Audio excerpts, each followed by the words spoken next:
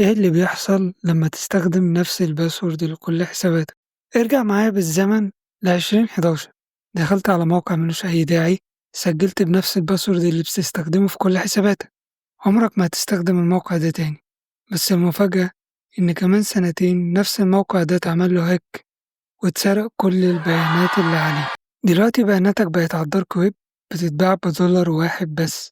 يعني هويتك بترخص من تمن فطارك النهاردة. هتقولي يا صاحبي أنا مش مهم أوي للدرجة دي عشان حد يجي يخترق حساباتي، لكن هقولك إن الموضوع بيكون بشكل أوتوماتيك. يعني الويب سايت اللي أنت استخدمته مرة واحدة بس في حياتك ونسيته وبسببه اتكشفت هويتك، الهاكر هيستخدم بوتات بتشتغل بشكل أوتوماتيك يجرب الباسورد دوت على كل حساباتك السوشيال ميديا، تطبيقات الاي كوميرس زي امازون ونون وكده، وكمان حساباتك البنكية. تخيل بقى معايا دلوقتي انهم قدروا يدخلوا على ايميلك الشخصي وغيروا الباسورد. اللي هيحصل دلوقتي زي تأثير الدومينو بالظبط.